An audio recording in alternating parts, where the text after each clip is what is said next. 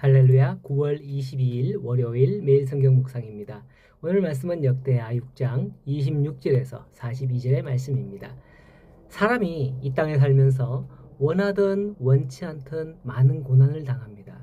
원래 그렇게 고생을 해야 하니 아예 이런 말이 있죠. 젊어서 고생은 사스라도 한다라는 그런 말을 하기도 합니다.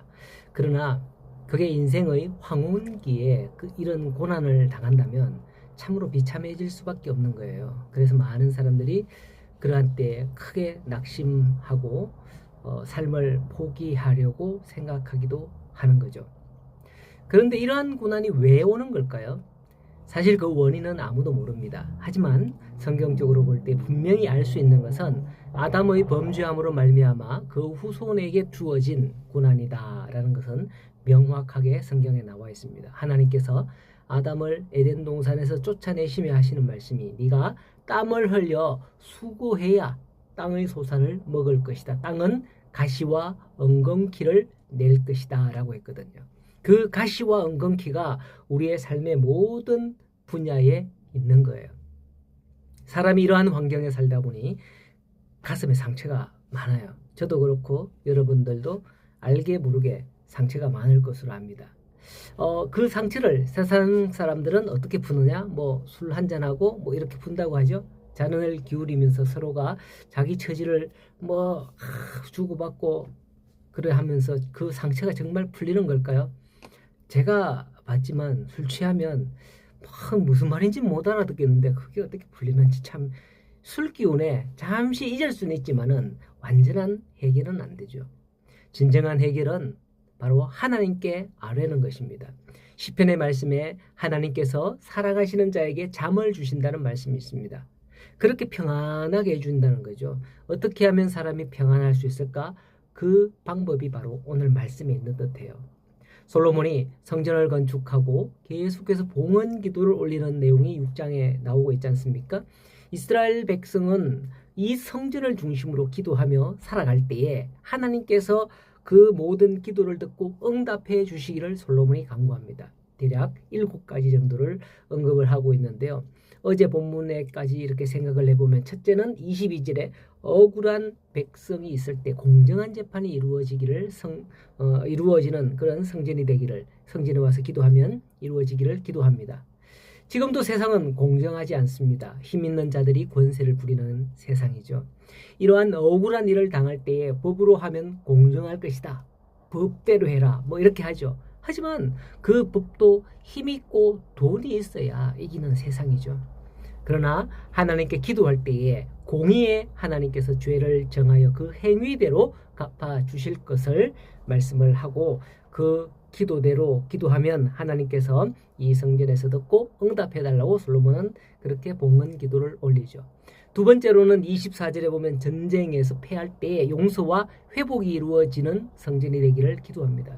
지금도 보면 곳곳에 전쟁이 끊이지 않고 있는데요. 예를 들어 우크라이나와 러시아 전쟁을 보세요. 누가 잘못하는 것 같나요? 딱 보면 우리는 알잖아요. 그러나 미국 트럼프나 주변국의 분위기는 약자 편에 서기보다는 강자 편에 서는 것을 봅니다. 그 어디에도 약자는 기댈 곳이 없어요. 그때 하나님께 기도하면 듣고 응답해 줄 것이다 라고 이렇게 솔로몬은 기도하고 있는 겁니다. 그리고 세 번째로는 26절에 보면 비가 내리지 않을 때 그 이유인 죄를 성전에서 회개하면 들어달라라고 기도합니다. 가나안 땅에 그들이 들어갈 때에 뭐라고 했습니까? 애굽에서는 너희가 발로 이렇게 물을 댔지만은 그 말이 뭐냐면 수로에 있는 물을 퍼올리기 위해서 수차를 발로 돌려야 되는 거예요. 그렇게 발로 물을 댔지만은 가나안 땅, 그 땅은 너희가 들어갈 그 땅은 하늘에서 비가 내리는 땅이라. 그래서 곡식이 잘 자란다. 그렇게 말씀했습니다. 하나님이 비를 내려주신다라는 거예요. 너희가 수고하지 않아도 하나님이 다 비를 내려주고 이런 땅이라고 했습니다. 하나님께서 비를 내려주지 않으면 안 되죠. 그런데 그들이 하나님께 죄를 지음으로 인하여 비가 하늘에서 내리지 않을 때에 성전에서 회개하며 기도할 때에 응답해달라고 솔로몬은 또 구하고 있는 것을 볼 수 있습니다. 그리고 네 번째는 28절에 식량이 부족해질 때에 하나님께 구하면 응답해달라고 합니다. 식량이 없는데 하나님께 구하면 식량을 주시겠나 싶지만은 광야에서 만나로 먹이시던 하나님이셨고요. 엘리야 시대의 사르밧 과부의 밀가루 통에 밀가루가 가뭄이 끝날 때까지 바닥을 보이지 않았습니다. 끊어지지 않았죠. 예수님께서도 보리떡 5개와 물고기 2마리로 5,000명을 먹이시는 기적을 나타내셨죠. 하나님께 구하면 능치 못함이 없으시니 하나님 응답해 달라고 솔로몬은 그렇게 이 성전을 향하여 기도하는 백성의 기도를 들어달라고 하는 겁니다. 그리고 5째는 32절에 보면 이방인이 하나님을 찾을 때 그들이 이스라엘처럼 하나님을 경외할 수 있게 해달라고 그렇게 하는 겁니다.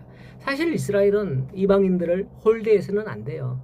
이방인들을 품는 이스라엘이 되어야 하는 거예요. 그래서 그 성전에도 보면 이방인의 뜰이라는 장소가 있잖아요. 성전의 한 부분에 이방인은 여기까지 들어올 수 있다.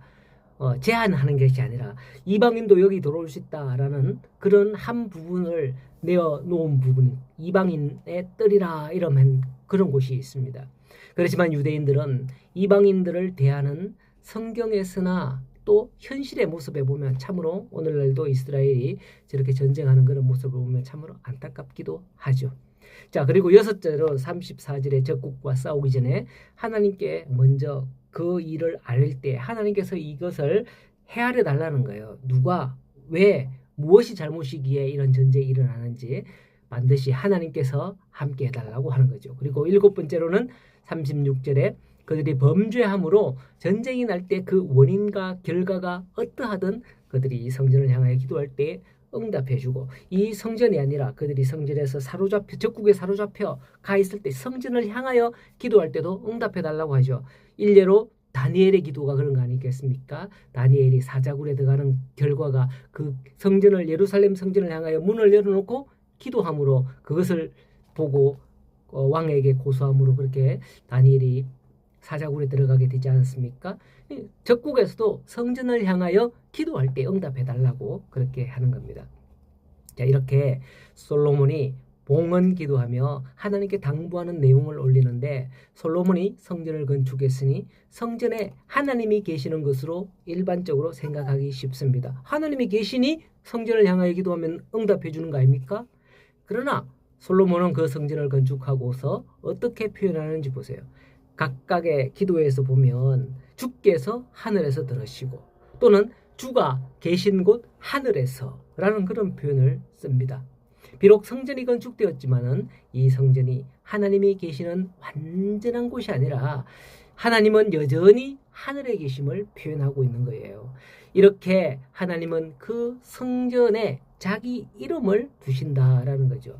이것은 오늘날 우리 교회도 마찬가지입니다. 성도들도 마찬가지예요. 교회는 하나님의 이름이 있는 곳이며 성도는 하나님의 이름을 드러내는 자인 거죠. 하나님은 지금도 하늘에 계십니다. 사람의 손으로 지으신 곳에 계시는 분이 아니죠. 그럼에도 은혜가 되는 것은 내가 그곳에 내 이름을 두겠다라고 하나님께서 말씀하셨다는 거예요. 하나님이 친히 내 이름을 그곳에 두겠다 하셨다는 거죠. 교회는 하나님의 이름이 있는 곳인 줄 믿으시기 바랍니다. 성도들은 하나님의 이름으로 나아가는 자임을 믿으시기 바랍니다. 오늘도 이런 믿음을 가지고 나아갈 때 오늘 우리 모든 일들 가운데서 어떠한 상황 가운데서 이 솔로몬의 봉헌 기도처럼 무엇든지 하나님께 구할 때에 하나님께 반드시 응답받기를 소원하며 오늘 하나님의 이름으로 나아가는 우리 성도들의 앞길이 환히 열려지게 되기를 간절히 소원하고 축복합니다. 오늘 하루도 복된 하루가 되시길 바랍니다.